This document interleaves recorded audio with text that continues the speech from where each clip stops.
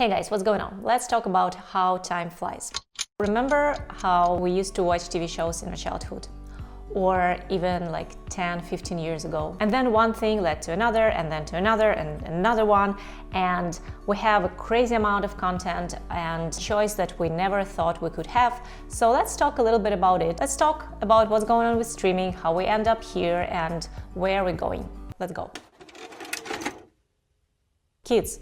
We didn't have a choice of watching what we want to watch, of picking what we want to watch. If we wanted to watch something specific, we went to like a Blockbuster and we rented a VHS and then DVD. If we go back to 50s, it was, well, I assume that exactly like our first television set.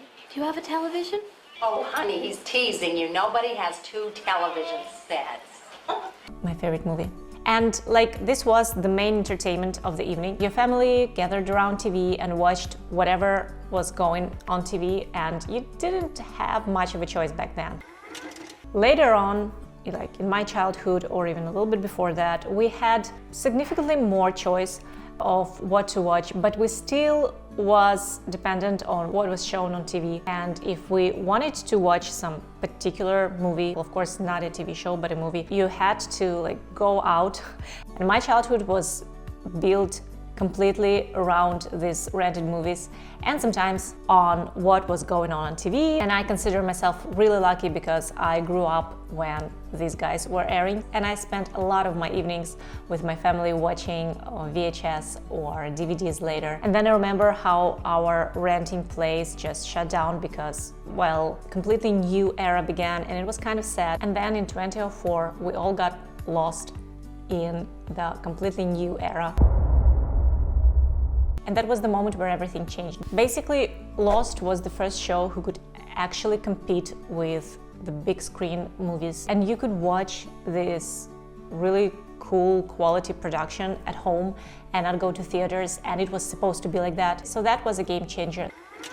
When Lost and Prison Break aired, and then like new shows appeared one after another, you still could track them, you still could watch almost everything, every hit TV show that was out there. And while this revolution was happening, Netflix still was renting DVDs like it was 1999 until they released the biggest plot twist, streaming. Then in 2013, Netflix drops House of Cards, all episodes at once, and binge watching was born. To be honest, I binge watched TV shows before it was a mainstream. I used to wait when all episodes were out, and then I would watch at least half of the season or even the whole season. I would wait, and it was still possible to avoid spoilers.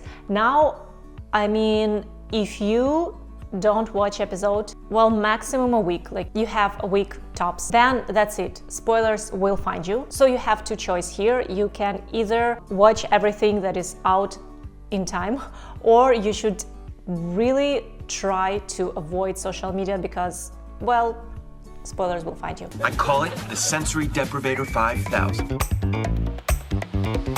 Put the wings in my head! Thank you! So at first it was pretty awesome thing because you don't have to wait for another episode, you don't have to live on this anticipation, you can just watch all episodes at once. I mean, yeah, goodbye, good night's sleep, but who cares? But then further to this binge watch culture, we figured out that anticipation and waiting was actually pretty cool because you could connect with fans like yourself and discuss and build theories and just live a little bit longer that feeling of the show you really love. No, they were on a break! And also TV shows, their like fame and glory lived pretty well longer. Even if really awesome show drops a new season all at once, like you can watch it, yeah, maybe not in one night but like in 2 nights, and then that's it. You leave it too fast. So the problem here is that you don't get the whole range of emotions, the whole range of connecting with other people around the show, and it's kind of sad.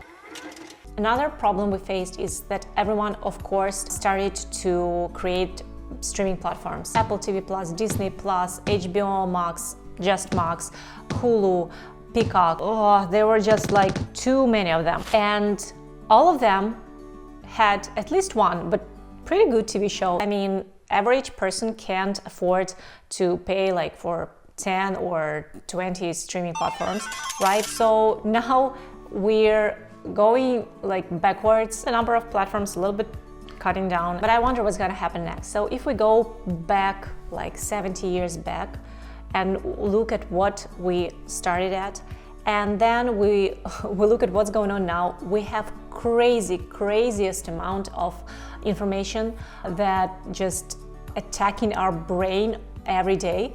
And if TV shows used to compete with just cinema, now they're competing with, well, YouTube, TikTok. Clip thinking is the true enemy of our generation. And I don't even want to start on what movie theaters compete with. It's just sad. Crazy stuff is happening. We rarely go to the movies now. I mean, I remember how I used to live in the movie theater.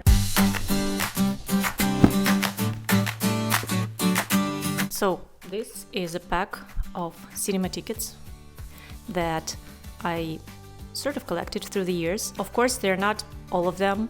I threw out a lot, and I've been buying tickets online for a while, of course. But when I say that I used to live in movie theater, I mean it.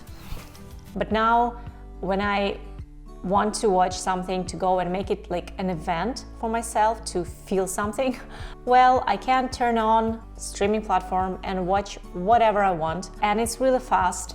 And I guess that's the wider question, that other side of the moon of all the technology world that we live in now. Sometimes you have a feeling that movies are dead. TV shows are growing and striving, and I think they will live long, but movies, it feels like it's like they're dead, and it's kind of sad because sometimes you don't want to binge watch, you don't want to wait until another episode, you don't want this hype, you just want to watch really good movie. I really suggest you to watch some classic movies, some true cinema, because you will have that feeling of like breath of fresh air. If you feel tired of information, of course meditation and like walking and sports and everything is really good, but try also to watch a really good old movie. Just don't scroll your phone, just dedicate yourself to watch a movie, and you might feel something that you haven't felt for a while, and that would be really awesome.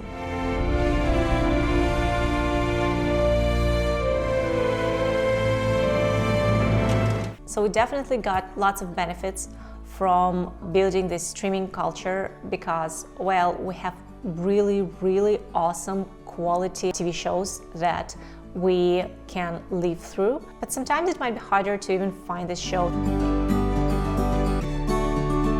It's really good that not all platforms roll out all episodes at once, so we still have a chance, you know, to wait for another episode and to anticipate what's going to happen next and to communicate with our fellow fans. The other thing is, while we're waiting, we can watch a lot of other stuff on TV, on streaming, on YouTube, on TikTok, on Instagram, on whatever.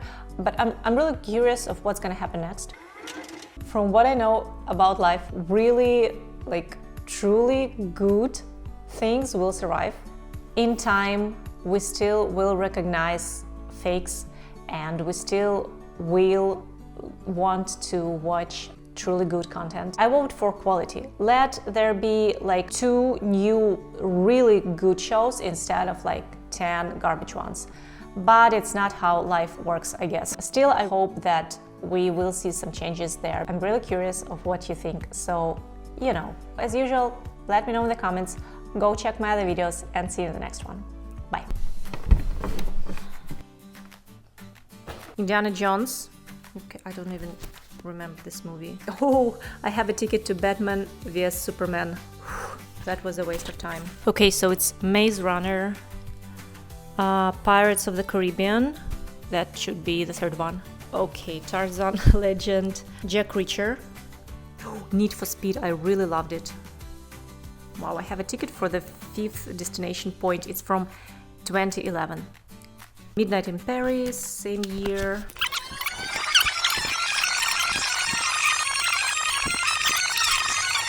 I guess that's my legacy.